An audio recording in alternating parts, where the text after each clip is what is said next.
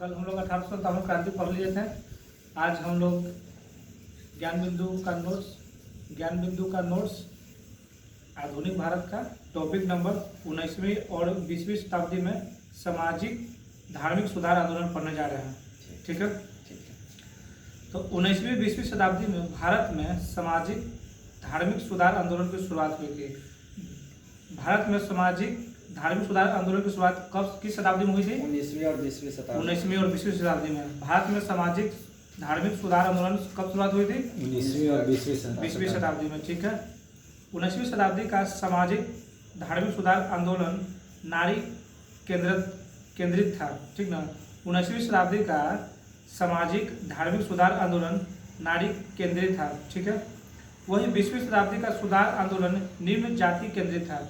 मतलब 19वीं शताब्दी का धार्मिक सुधार जो था ना वो नारी पर केंद्रित था। ठीक है। और 20वीं शताब्दी सुधार आंदोलन जो था निम्न जाति पर केंद्रित था। ठीक है। 19वीं शताब्दी किस पर केंद्रित था? नारी पर केंद्रित था। और 20वीं शताब्दी किस पर केंद्रित था? निम्न जाति पर था। ठीक है। इस आंदोलन की शुरुआत भारत के बंगाल प्रांत से हुई मानी जाती है। 19वीं और 20वीं शताब्दी का जो है ना शुरुआत जो है किस प्रांत से मानी जाती है? बंगाल प्रांत से शुरुआत मानी जाती है। बंगाल प्रांत से आंदोलन को शुरू करने का श्रेय राजा राम मोहन राय को जाता है। तो धार्मिक सामाजिक सुधार आंदोलन जो है बंगाल प्रांत से शुरू हुआ था। इसको शुरुआत कौन किया था? राजा राम मोहन राय। बंगाल प्रांत से आंदोलन की शुरुआत कौन किया? राजा राम मोहन राय के। अब हम लोग राजा राम मोहन राय के बारे में पढ़ते हैं। राजा राम मोहन राय का जन्म 1772 एडी में कलकत्ता प्रेसिडेंसी में हुआ था। राजा राम मोहन राय का जन्म कहाँ हुआ था? कब हुआ था? 1772 एडी में हुआ था। इनका समकालीन मुगल बादशाह अकबर द्वितीय था।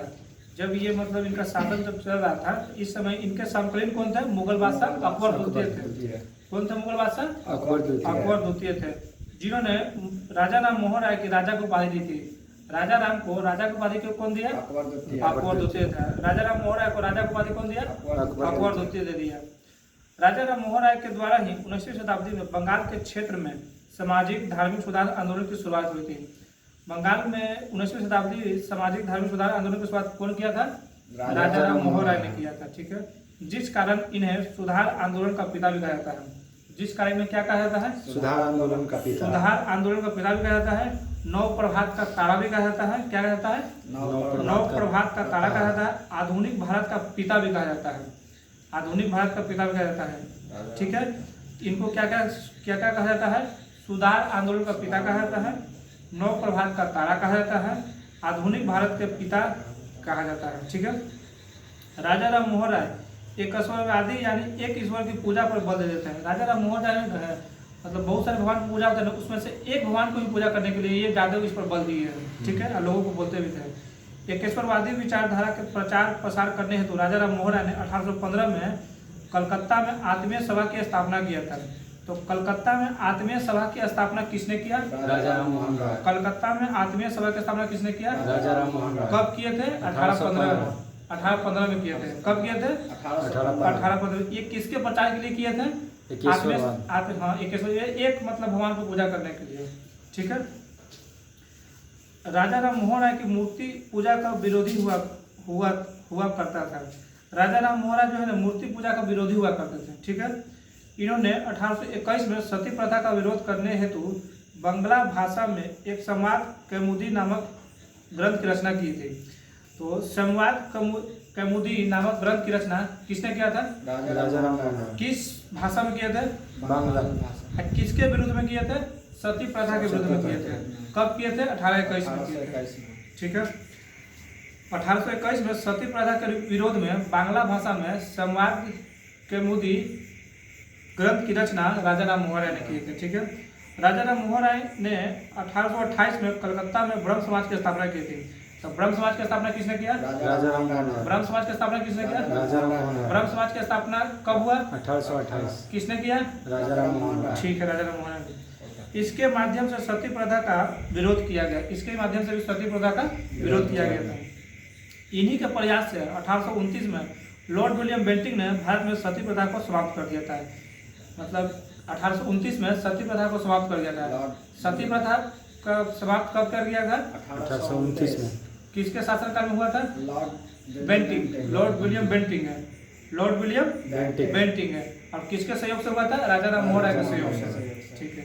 राजा राम मोहन राय भारत को शिक्षित करने हेतु 1817 में हिंदू कॉलेज है। भारत को शिक्षित करने के लिए हिंदू कॉलेज का स्थापना कब किया था? 1817 में। 1810 से पीछे 1817।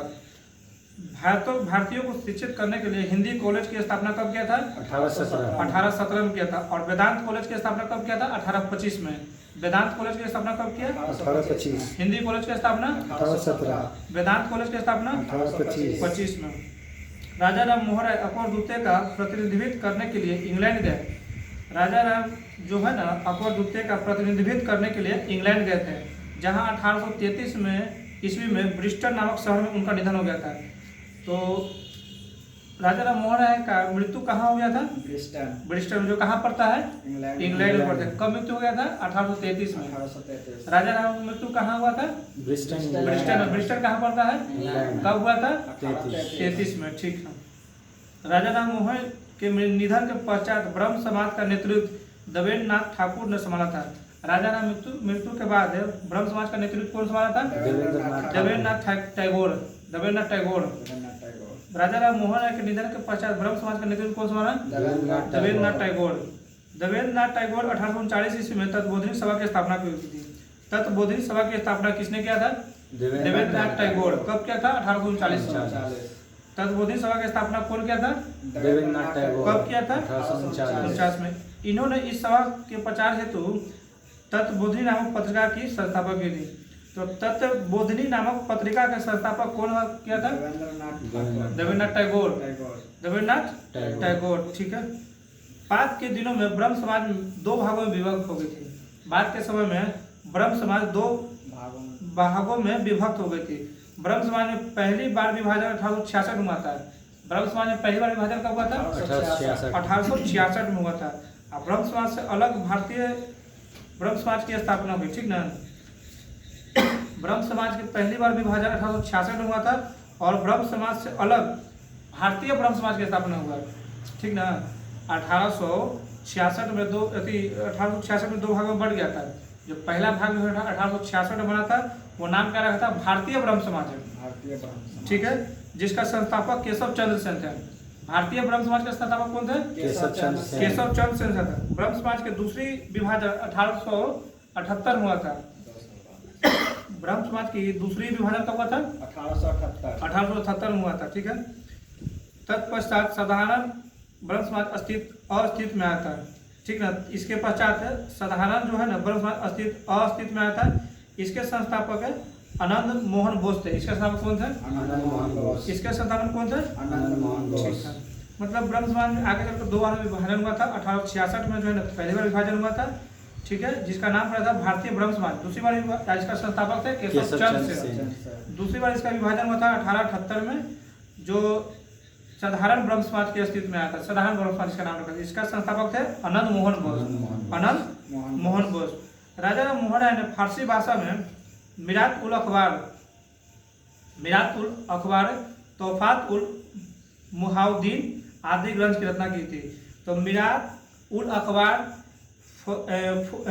तोहफात उल मुहाउद्दीन की स्थापना कौन किया था? राजा राम मोहन राय ने किया था। किस भाषा में किया था? फारसी भाषा में किया था।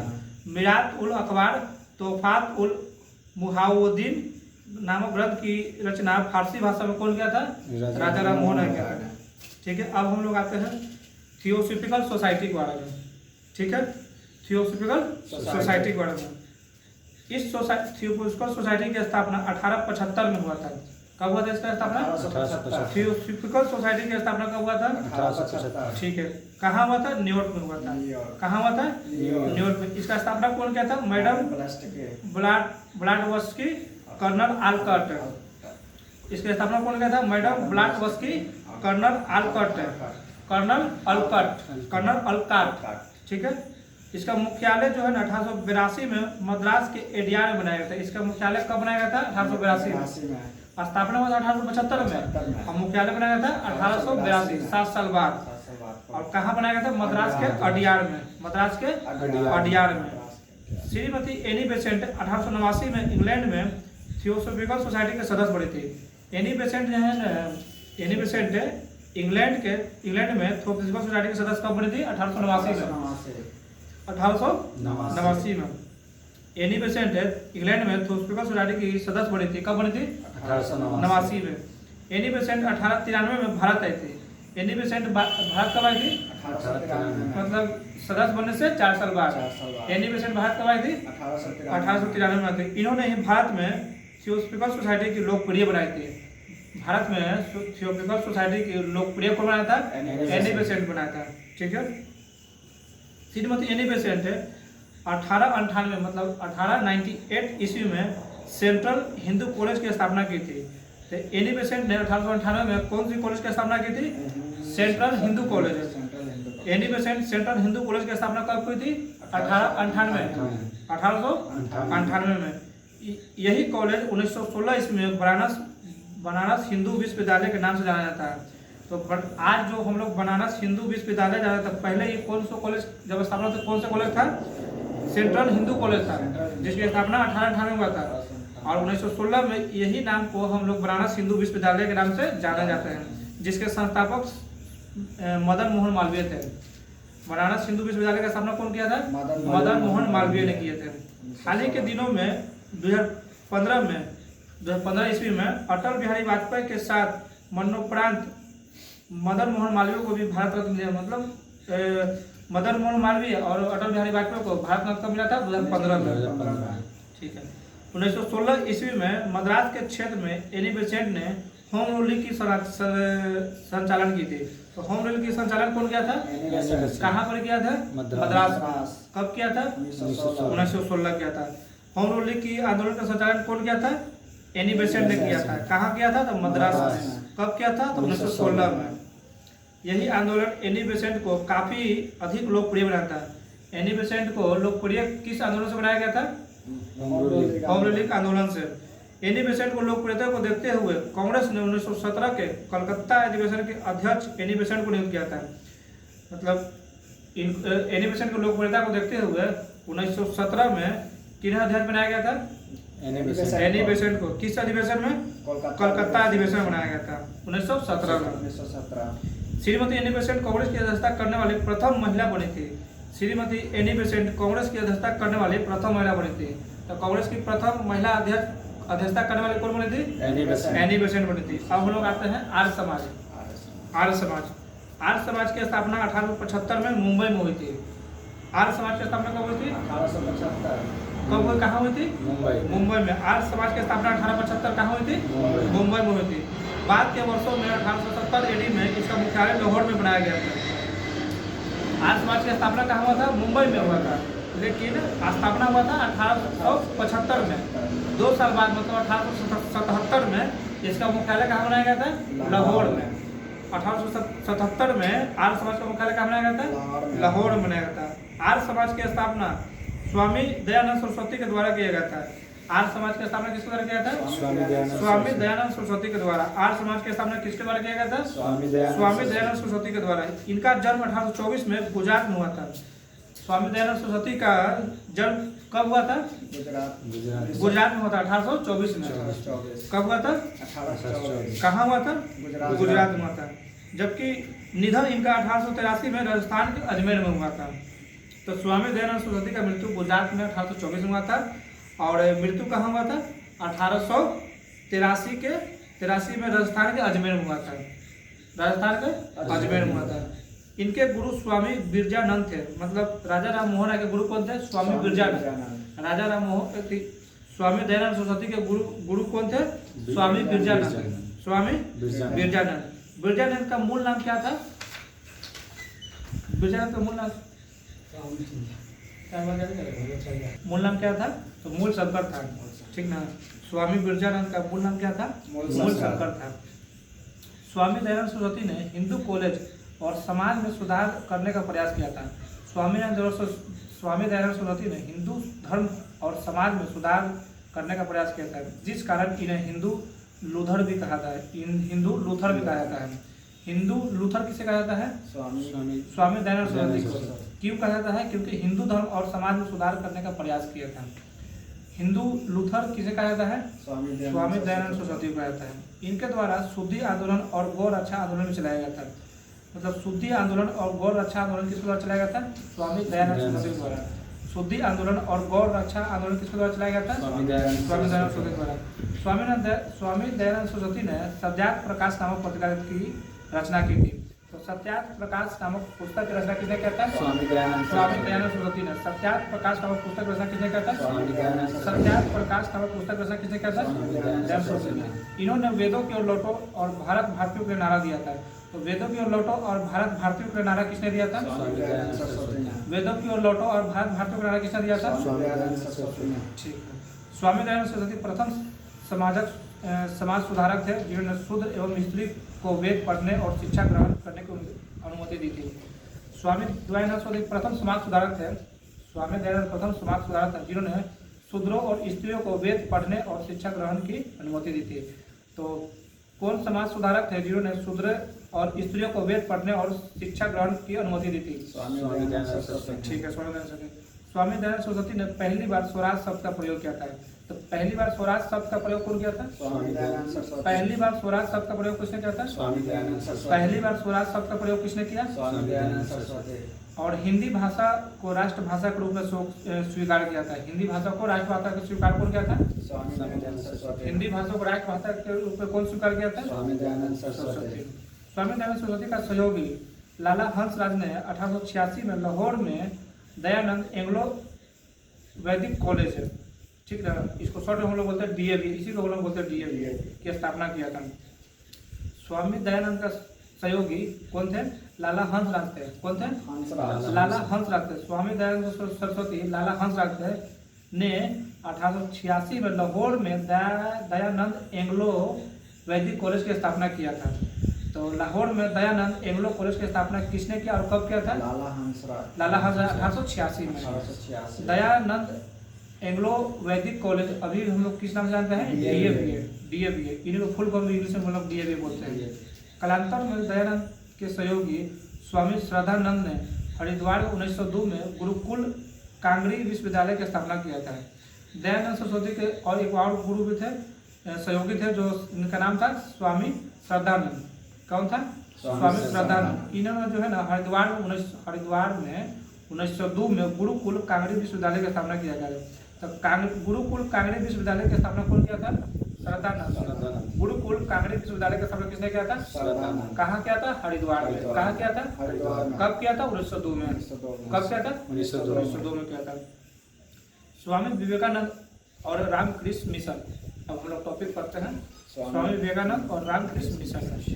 स्वामी विवेकानंद का जन्म 12 जनवरी 1863 को कलकत्ता प्रेसिडेंसी में हुआ था। स्वामी विवेकानंद का जन्म कब हुआ था? 12 जनवरी 1863 ईडी को कलकत्ता प्रेसिडेंसी में हुआ था। स्वामी विवेकानंद का जन्म कहाँ हुआ था? कलकत्ता प्रेसिडेंसी में। कब हुआ था? 12 जनवरी 1863 ईडी को। ठीक है। इनके जन्म दिवस 12 जनवरी को राष्ट्रीय युवा दिवस मनाते हैं।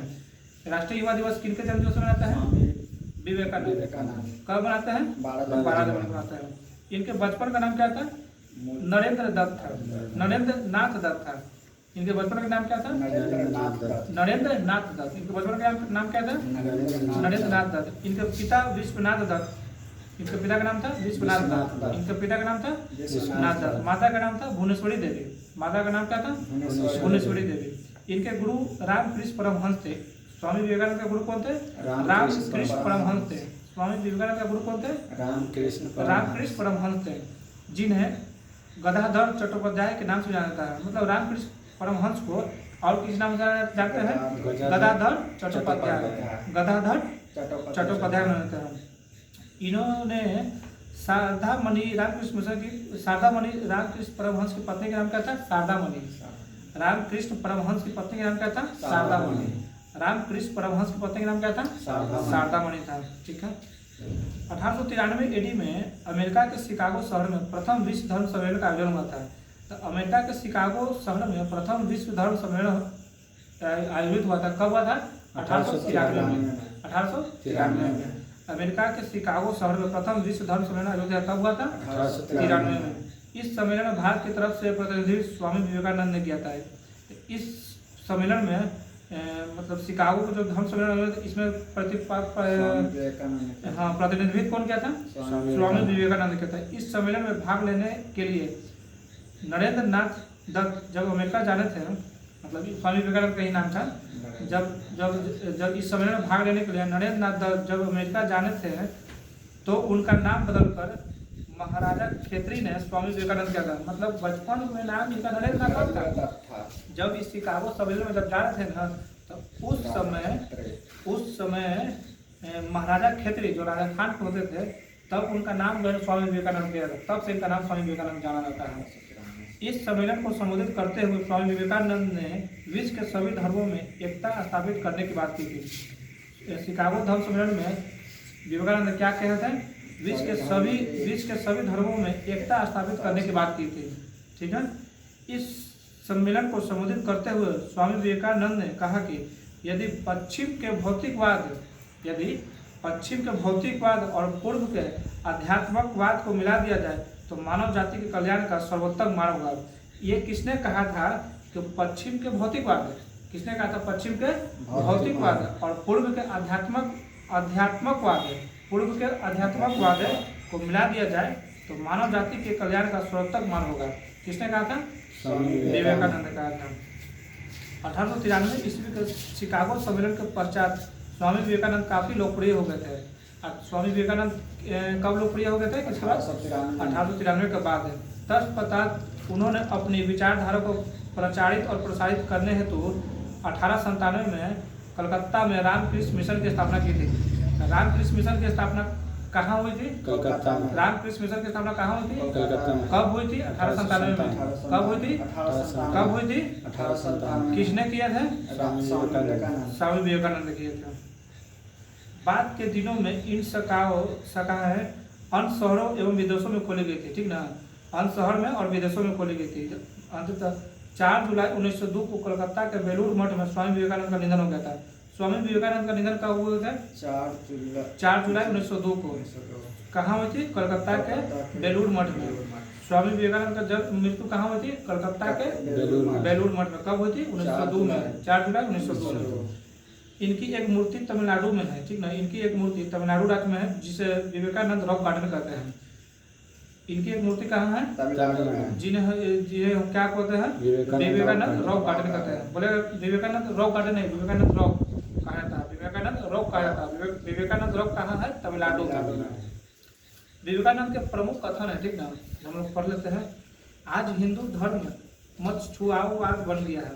ठीक ना? ये बोलेगा क्वेश्चन है कोई, आज हिंदू धर्म मत-छुआत बन गया। ये किसने कहा? किसका कथन है? स्वामी विवेकानंद। आज हिंदू धर्म मत-छुओवाद बन गया है। किसने कहा था? विवेकानंद कहते हैं। फिर और बोले थे, ये हो गया। दूसरा है, हमारे धर्म रसोई घर में है, हमारे भगवान खाना बनाने के बर्तन में है। हमारे धर्म रसोई घर में है, हमारे भगवान खाना बनाने के बर्तन में। ये किसने कहा था? स्वामी विवेकानंद। हमारे धर्म रसोई घर में है, हमारे भगवान खाना बनाने के बर्तनों में। ये किसने कहा था? स्वामी विवेकानंद। विवेकानंद ने कहा है कि जब तक करोड़ों व्यक्ति भूखे और अज्ञानी हैं, तब तक मैं उस प्रत्येक व्यक्ति को देशद्रोही मानता हूँ जो उन्हीं के खर्चे पर शिक्षा ग्रहण करता है परंतु उनका प्रभाव बिल्कुल नहीं करता। ये किसने कहा था? स्वामी विवेकानंद। जब तक करोड़ों व्यक्ति भूखे और अज्ञानी हैं, तब तक मैं उस प्रत्येक व्यक्ति को देशद्रोही मानता हूँ जो उन्हीं के खर्चे पर शिक्षा ग्रहण करते हैं परंतु उनका प्रभाव बिल्कुल नहीं करते। किसने कहा था? स्वामी विवेकानंद ने कहा था। धर्म न पुस्तकों में है, न बौद्धिक विकास में है, न सिद्धांत में है, न तर्क में है, बल्कि धर्म आत्मज्ञान में है। ये किसने कहा था? स्वामी विवेकानंद। धर्म ना तो पुस्तक में है, न ही बौद्धिक विकास में है। धर्म ना तो पुस्तक में है, न बौद्धिक विकास में है, न सिद्धांत में है, न तर्क में है, बल्कि धर्म आत्मज्ञान में है। धर्म कहाँ है? आत्मज्ञान में। किसने कहा था? स्वामी विवेकानंद ने। ठीक है। इनके स्वामी विवेकानंद के कुछ ग्रंथ है जो हम लोग एक एक करके देखते हैं।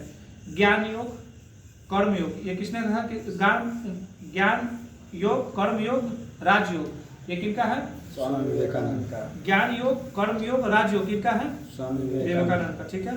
प्रबुद्ध भारत बुद्ध, प्रबुद्ध भारत किनका है? स्वामी विवेकानंद का। विवेकानंद का। प्रबुद्ध भारत किसका है? स्वामी विवेकानंद। वर्तमान भारत किनका है? स्वामी विवेकानंद। वर्तमान भारत किनका है? स्वामी विवेकानंद। वेदांत फिलोसफी किनका है? स्वामी विवेकानंद। वेदांत फिलोसफी किनका है? स्वामी विवेकानंद। वेदांत फिलोसफी किनका है? स्वामी विवेकानंद। ठीक है, अब हम लोग पढ़ते हैं प्रार्थना सवाल।